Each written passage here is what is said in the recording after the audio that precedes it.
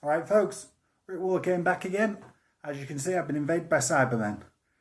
That can only mean one thing, and that it's time for the Doctor Who Series 8 finale, Part 1, Dark Water.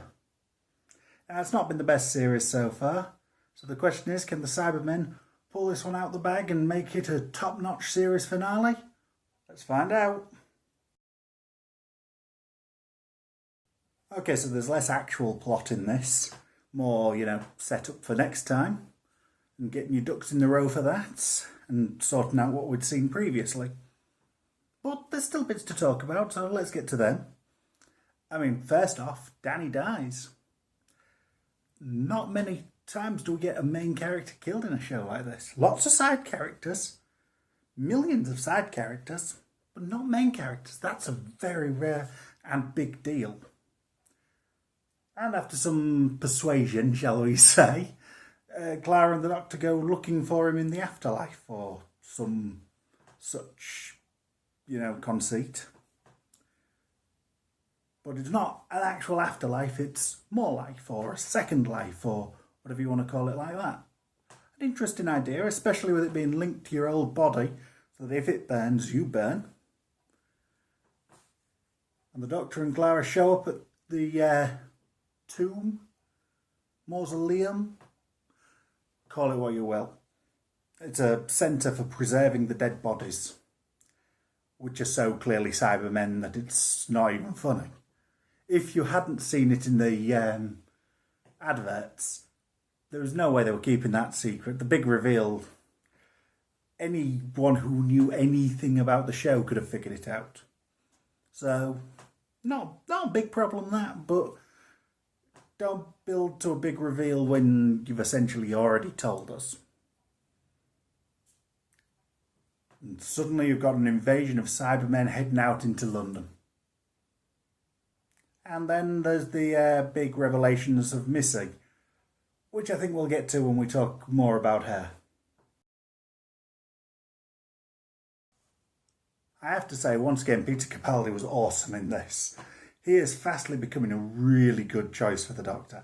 Always was a really good choice for the Doctor, but he's hitting that potential sort of now. Still wish he got stronger stories, but you can't ask for better, more commitment or more acting prowess. He is really good and hits all his marks in this.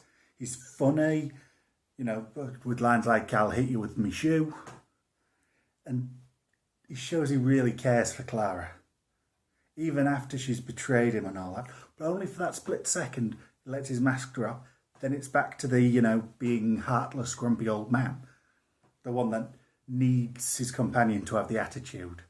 And he nails that sort of pep talk really well as well. So, can't complain about that either. And the way he takes control when Clara's trying to threaten him. The whole, "I am in control. Now do as you're told, or stop threatening me, because they're your only options." And suddenly he's the one with all the power still. Okay, it helps that he'd set the whole thing up a bit, but yeah, he nails every single one of his marks. And he's funny, he's grumpy, he's caring. You couldn't ask for more from him, which is what I've come to expect from Peter Capaldi. So yeah, carry on as is. As has been the case for a few weeks, it seems we can't have Clara without Danny, or Danny without Clara, so once more I'm going to lump them together in my review. Now, firstly, let me get something off my chest. I really, really, really hate the fact that they've given Clara her birthday as November 23rd. They really want to tie her into the, whole, the show is here, don't they? Or by they, of course, I seem to be Moffat. Once again, it's the Clara show, though, of course. And to be fair, some of it's really good. This is the first time I truly think her and Danny had a true love connection. And that's mostly come from the fact they have absolutely no scenes together. Well, except for them talking on the phone, but we'll get into that later.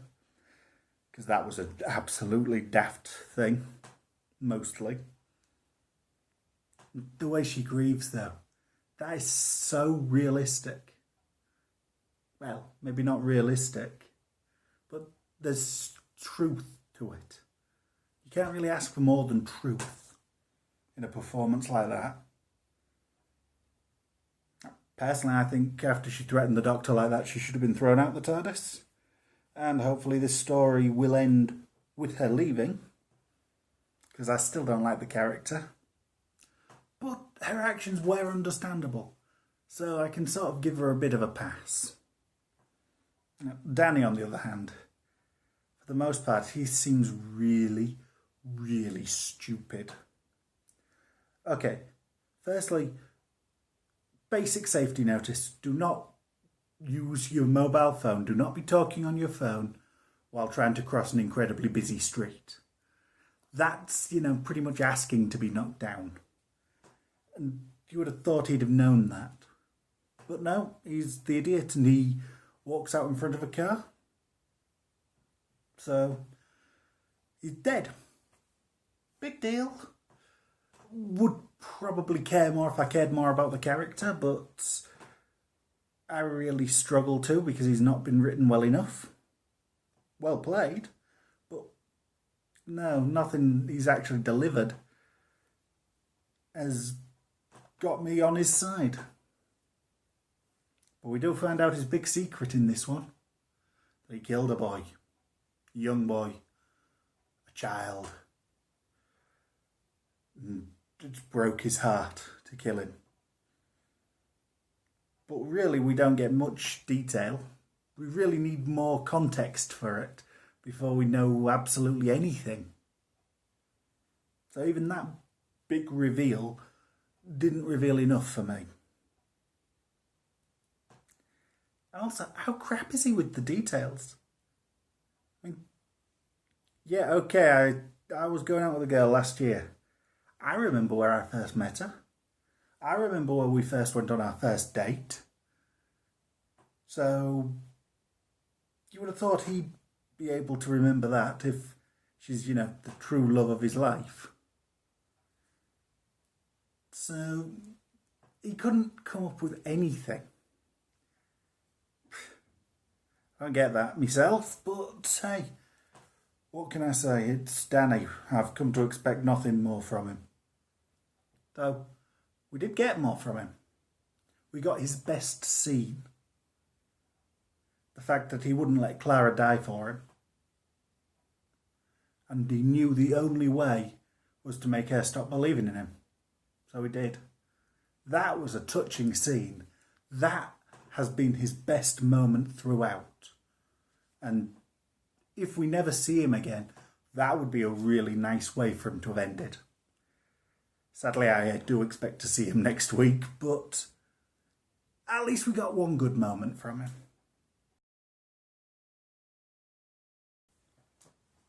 So, finally the mystery of Missy explained. It turns out she's a kooky robot who insists on kissing the Doctor and making him cop a feel. Okay, that's a bit weird. But at least we're left with a sense that there is something else going on. And of course there is. She's not a kooky robot, that was an entire fib. That was a lie just to push the story along. Or to push the Doctor further into the story. And it was incredibly pointless. And it turns out she's a time lady. Well, there's been a lot of speculation on that. Can't say it's a big shock. And it turns out the time lady she is the master. Or rather, the mistress. Because he's, become a woman. Yeah, I'm not sure I approve of that. I don't want the Doctor to turn into a woman. I don't want the master to turn into the woman. Nothing against a major character being a woman. I'm happy for a major character to be a woman. Just not the Doctor or the Master. River, major character, quite happy with her being a woman. Wouldn't want her to turn into a man. It's, the role is sort of defined. But I can accept it. I have no choice but to accept it now that it's happened, so yeah, I'll play along, see where it goes, and hopefully retcon it out if I ever get to run the show. Also, let me point out,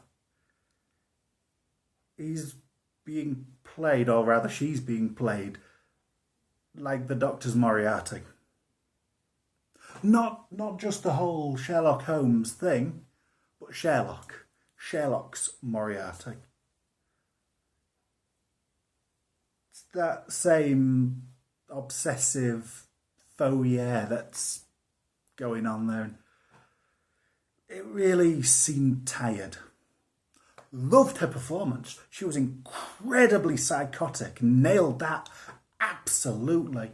And some of the repartee with the Doctor was spot on. So much more chemistry between them two than between the Doctor and Clara, or between Clara and Danny, or between a lot of the people in this show this year. So I'm not going to complain about that part.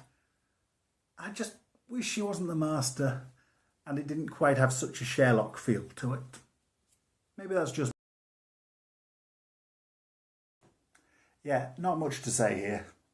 Essentially only three characters worth talking about. One is Seb, the fastidious, admin-loving middle manager, played by Chris Addison. Fantastically played by him, by the way. He was awesome in this. He was awesome when he was in it for the brief moment before. Awesome in this one. He's a really good villainous lackey. I'm well impressed with him as that. He can really nail that. And the way he delivers his devil's offer at the end, of taking away Danny's emotions. That's a very cool scene. And he really does feel like a proper devil doing that. Then there's Dr. Chang. Yeah, not much to say about him. He seems like your typical Doctor Who scientist. But with a perverted side, wanting the dark water to be used in swimming pools so he can look at anyone swimming and see them naked. Which, hey, whatever turns you on, mate. And the other one worth mentioning is that boy that Danny kills. Now, we don't know much about him.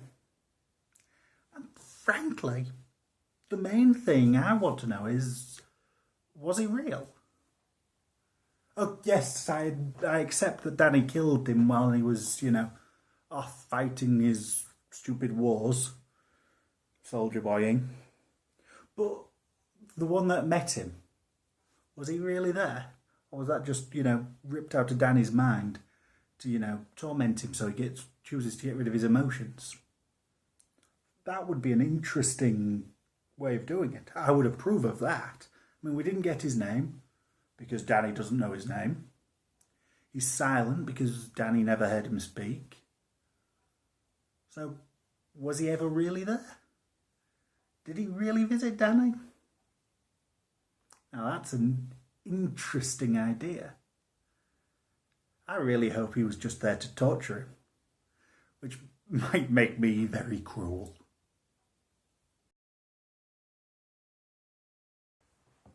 Yeah, so overall I'd say it was a good setup episode. It had a lot of cool moments. I mean, like, Clara threatening the Doctor. Shot perfectly, that. Loved the cinematography on that. Or, little throwaway comments like the iPads in the afterlife. And the fact that they've got Steve Jobs. That was a really nice little Easter egg moment. I liked that a lot. And those skeletons were really creepy. They really looked creepy, except when they stood up and looked really cartoony. But then there's the other side of things as well, which, to me, it ended on the wrong cliffhanger. We had the Cybermen storming into London, and then it cut back to Danny seeing a reflection of that child in his iPad, getting the chance to delete his emotions. Now, personally, that's a major problem, but we don't care enough about Danny for that to be the lead cliffhanger. That shouldn't be the moment that ends the show. It should have been that, then cut to the Cybermen storming through London, close up on the Cyberman's face. Just swap them two scenes around, it would have been so much more effective. But, and I'm still not sure about Missy being the master. I mean, a lot of fan theories have pointed to that, and yeah, I can see it, but I'm still not convinced. Not because of the performance, she nailed the performance, as I said in her section of the review, but just the concept I'm not convinced on. So tentatively, I'll give it 8.5. I mean, this score could go up or down, depending on the actions of next week's episode. Because, it's a two-part series finale. Can't really fully judge this episode alone.